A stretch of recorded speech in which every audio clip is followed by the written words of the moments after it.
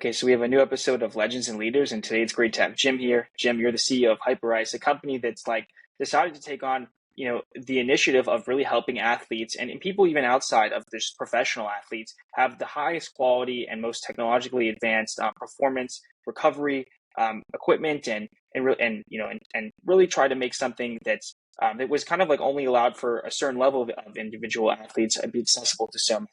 And it's really changed the game. It's helped people, athletes enjoy the sports longer. It's helped people benefit from them and really and do what they enjoy for quite some time. Whereas, maybe they wouldn't have been able to without your types of products. So you've been, at the forefront of leading this revolution.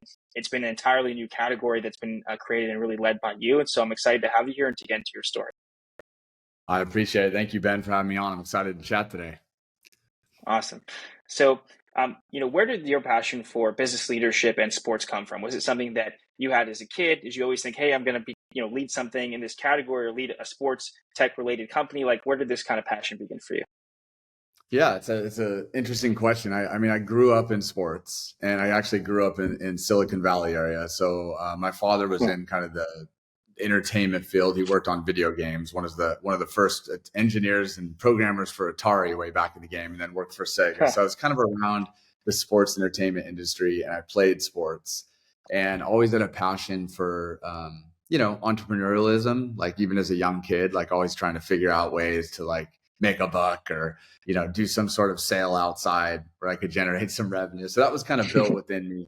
But as I went through college and I did a business law degree and a management degree at LMU, I started to get fascinated with case studies on what made businesses tick.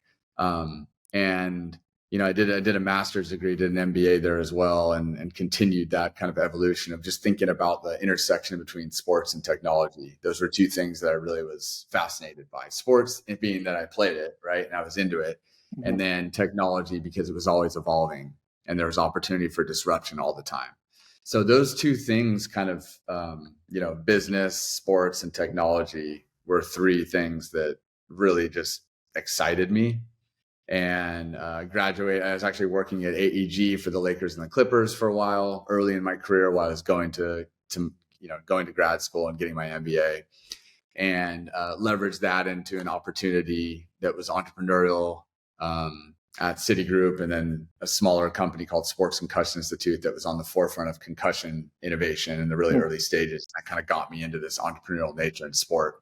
So it's been a passion of mine, and it still fires me up. I feel like, technology is constantly innovating. So you constantly have to shift. You always have to be learning, which I love doing. You got to advance your game all the time, very similar to sports. Like you got to be refining your skill quite a bit to stay relevant and innovative. And it's fun. Mm-hmm. So how did the Hyperice opportunity come about? Was it through some connection that you had? Like, how did you get involved, and why did you think it was the ideal opportunity for you at the time? Yeah, so it was a little bit happenstance. I was connected. Joe Cannon, who's a current employee, actually made the introduction really early on to Anthony Katz, the founder of Hyperice, and I had actually accepted another job. It was a CMO role in Silicon Valley at the time. Huh. And it was just a meeting between Anthony and I. Joe, who's one of our senior VPs now at the time, said, "Hey, look, there's this guy has a great brand, has some cool products, but it's really early stages.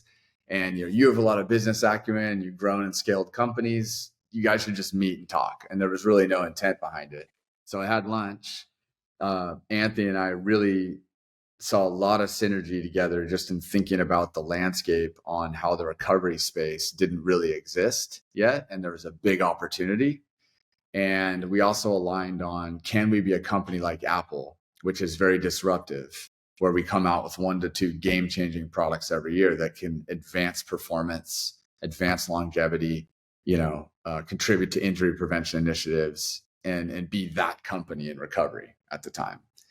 And so we just had a few conversations, and I joined maybe 4 to 6 months later in February 2014. I'm coming up on almost 10 years now.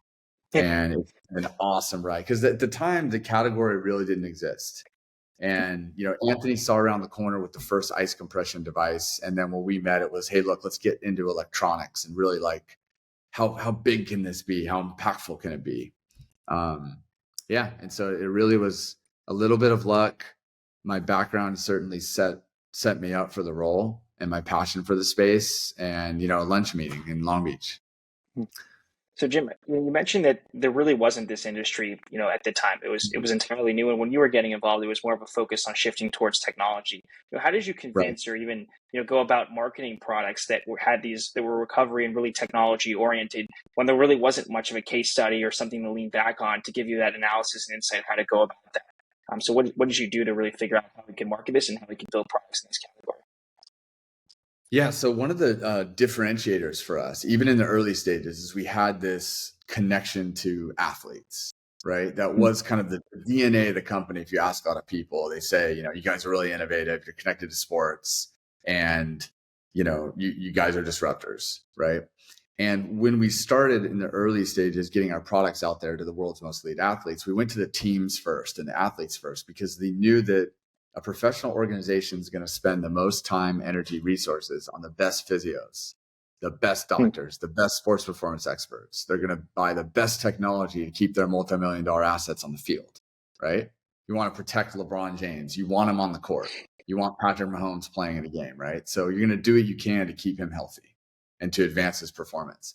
And what that did, those relationships created access points to some of the leading scientists, trainers, experts, and athletes, who then created a feedback loop for us that we use for product development. So to this day, still, when we develop a new product, it goes out to Patrick Mahomes and LeBron and Erling Haaland and Roy McIlroy. And, we send one to Tiger Woods, and we get feedback from all these athletes. And because there are a lot of groundbreaking modalities that are tested in training rooms, we're able to learn what's the next phase of physiology and how can we create products that advance health and wellness in that category, right?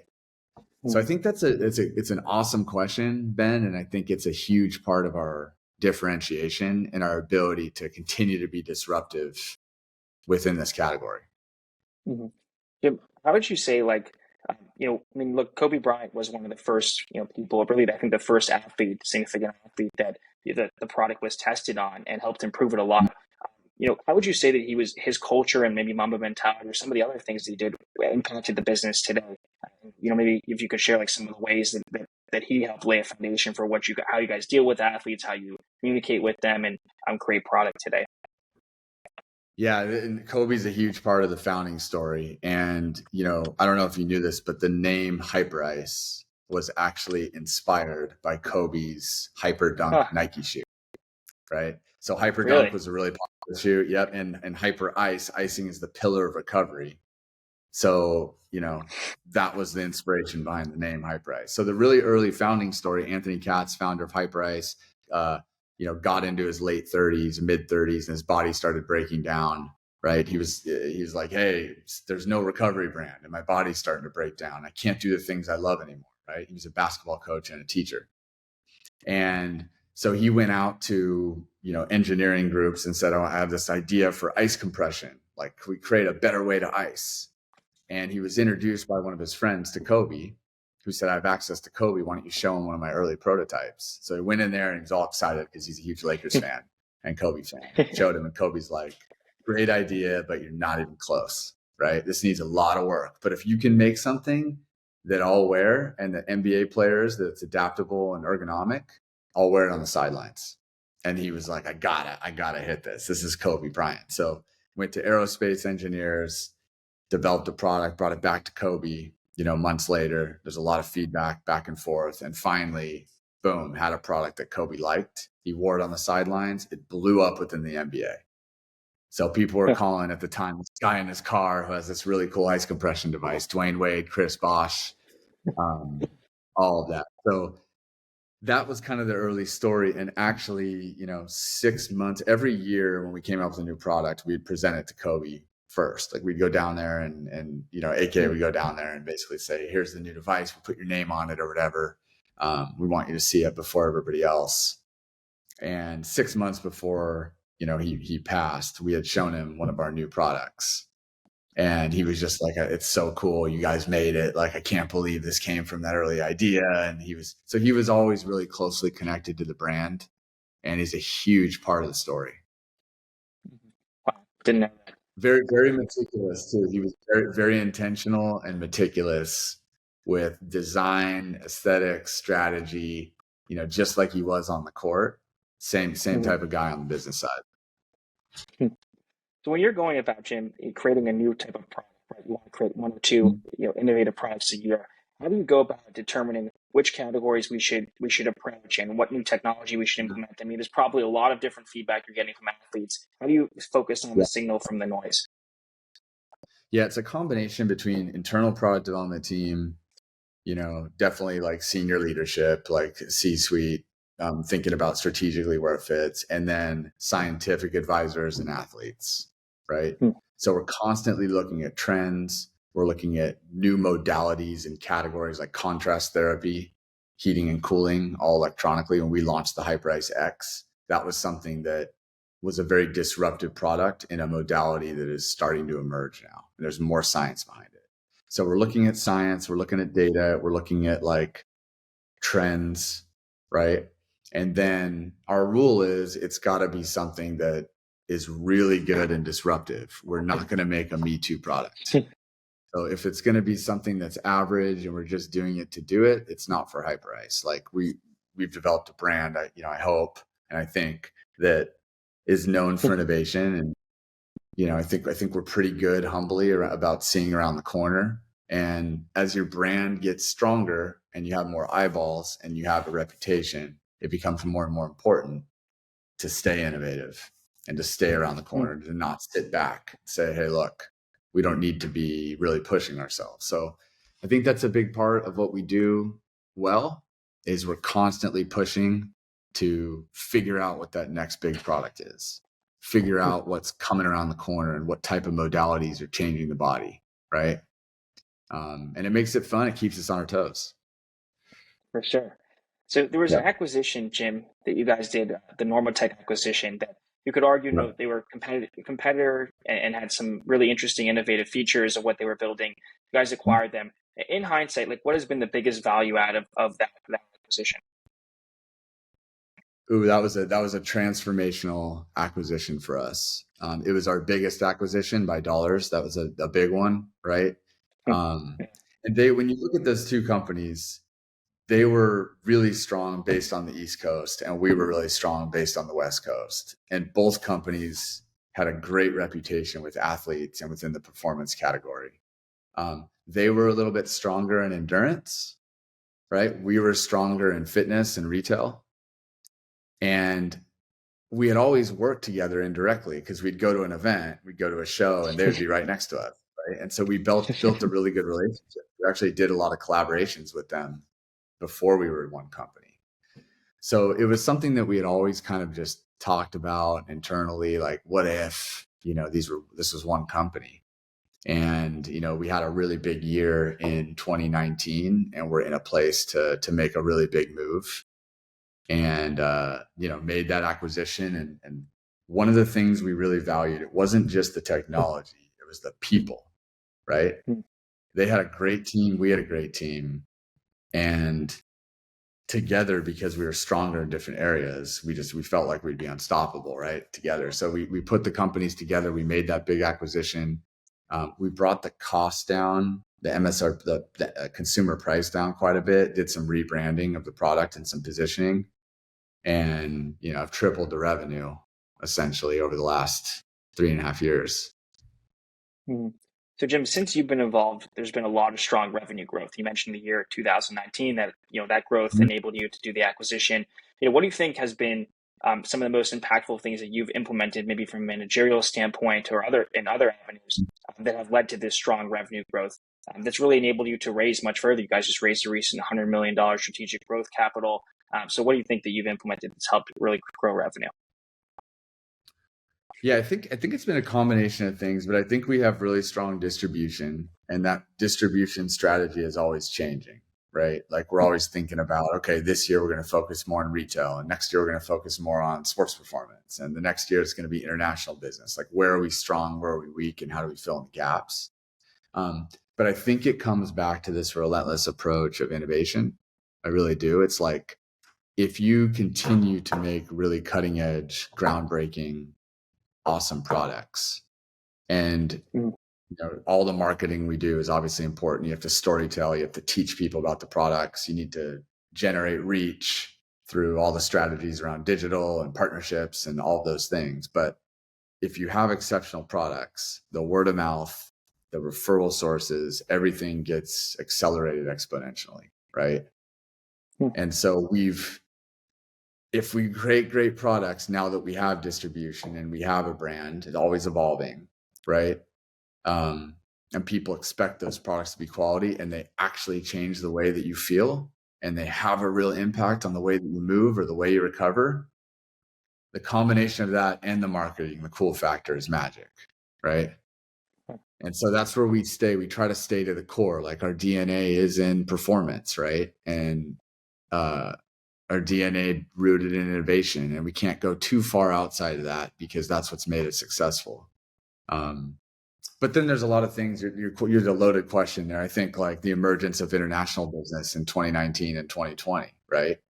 Like we grew Mm. exponentially in China and Japan and UK and Australia in the time period, right? Um, and then some of the key acquisitions we've made too have opened up our reach, made us much stronger. We bought Normatec, for example. We were much stronger in Mm. endurance, right? So then it wasn't just Normatec and endurance, it was Hypervolt and Venom and all the other product lines. Now we can bring those into the endurance market, right? So combination of things. And final thing I'll say there, the other piece that I do think we have really exceptional people across the org that want to win. A lot of former athletes that are just Mm. gritty, and it's like we're competitive, not against ourselves, but like we want to win, right? And there's a lot of energy in the company, and that's a competitive advantage. Yeah. So you recently did this $100 million strategic growth capital from Atlas Credit Partners. You've raised, you were really instrumental in raising the Series A, which the NBA and the NFL came in on as well and Yep. became partners. Why did you decide to do this, this further capital raise? And now, I mean, it's been a little bit after you've done it already. Like, what do you hope to accomplish with maybe the remaining of that? And what goals do you have with that, with the capital overall? Yeah, and Atlas has been a great partner. That team, we've worked with now for a little over a year, and very flexible, finding solutions. They've been a really good partner for us, and also strategic. The Series A obviously was our big round at the time that we did, which included a lot of those big name athletes and leagues and all of that. But really, most of these raises are, we understand how big the space can be. And I remember in the early stages, I remember pitching investors, and they're like, "This is probably like a $20 million space." And it's like, no, it's going to be really big. It's just, you got to see the vision, right? And a lot of people did, and came in and helped us in that round in the early stages. But our raises are usually just for us to capitalize properly to go execute the vision of the company. And when you're growing a company in a new category, you definitely have peaks and valleys of different things. Like COVID impacted us, some positive ways, some negative ways, right? And as you get bigger and you have more markets and you have more people, and you have a bigger vision for products, and you need to capitalize and fund those products, right? Like part of those raises are contributing to products that we're going to be delivering in 2025 and 2026, right? Huh. So it really was just, again, ways for us to continue to execute our vision. And we're very smart though with that. Like it's not like we're going to go buy a bunch of companies. It's more about Mhm. like, we want to be ultra sharp in executing the vision, and that gives us, great opportunity to do it and accelerate our opportunities. Mhm. So, I mean, you're of course, you're using that to really build out products 2025, plan out a couple of years ahead. Where do you see the overall like sports technology marketplace to be going into? I mean, you guys have been a leader in the category. You've helped build the category. Like, where do you think the category is going to evolve to maybe over the next 5 to 10 years?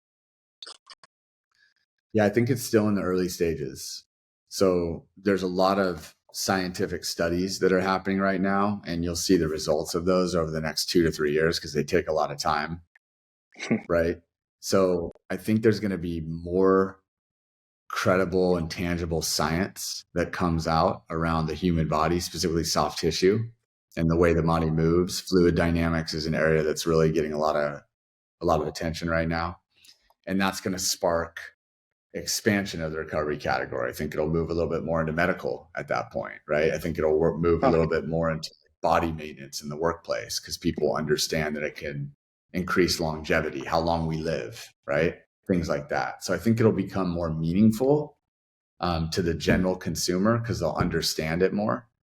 So that's a benefit. I think there's going to be an intersection of all these cool technologies, heating, cooling, compression, percussion, thermal, red light, like all these different things in connection to data that really, shows how these technologies are impacting your sleep, your readiness, your recovery, your warm up, your everyday health. So I think there'll be a closer connection between those two that people can track daily. And we're actually working with Whoop right now on an integration. We launched our first integration about a year ago, and we're working on something else where you can kind of track how the products are affecting your body, so to speak, through their wearable technology. So I think there's going to be more of that. I think you're going to see a lot of these recovery concepts, like the facilities, continue to emerge and gain more traction. The hyper restores, the pause, the sweat house, places like that. I think a lot of fitness partners are going to start integrating those in to facilities. Are going to be kind of expected when you go into your Equinox, your Lifetime, or your, exponential fitness, whatever it is, you'll expect that. But I think some of the most exciting innovations are going to come in the next 5 to 10 years. It's going to be pretty fun. So, Jim, just the last question that I have, there's a lot of athletes and professional athletes that really love your products. And like you mentioned, you want to do integrations, you're doing integration with Whoop, and there's a lot of average consumer interest in that. How do you plan to really expand towards more of these types of people that are not necessarily professional athletes, and maybe it's changing of price points or new types of products? Like, what are some of your thoughts around how do you get the average person that just wants to take care of your health into Hyperice products? Yeah, so we, and we mentioned at the top, the connection to sports and all the partnerships with the leagues and the athletes, they really do create a little bit of a, halo effect in that we're generating awareness through them because they have tremendous reach. But at the end of the day, the core consumer is you and I, right? Probably more me than you because you're younger than I am, but both of us, right? Like we're the core consumer. It's not just LeBron who's buying our devices, right? It's every human on earth. So that's where the education comes in and the science and everything that I think will come over the next few years as people understand what these technologies really do to the body and how much better they can make you feel and how they can affect the way you live. When there's more education and the everyday person understands that and these become more habitual, like, oh, why would you not be using your Normatec at night to increase circulation before your next day at work or the next day you're going to go running in the morning, right? It's the standard. That's the way to optimize your performance and optimize the way you feel, right? When that happens, we'll be able to reach everybody, right? And we're just at the very beginning there. I think we've done a lot of really great work as a company and other companies as well, contributing to that, to educate more people. But it's only going to grow because the science is backing up the stories that we're telling, right? And we're coming up to an inflection point where I think people really care about their longevity. That's a big trend right now. People are thinking about how long I live, right? How do I optimize my lifestyle? It's become more important to people, and we want to play a big role in that. Well, that sounds good. It's definitely important to make your products more accessible because it really can have a big impact. But Jim, I appreciate you coming on. I think your story is great, and your mission has clearly been so aligned from the beginning to really help people take care of themselves and to prolong their ability to be in athletics at a high performance level. And now with your focus on really scaling this more towards the average person, which is really your target market, and what you've been able to do through capital raises and bringing on great strategic partners. I'm just excited to see your continued success and what you want to do next. So appreciate you coming on, Jim. I appreciate it. Thank you for having me. Anytime, let's stay in touch.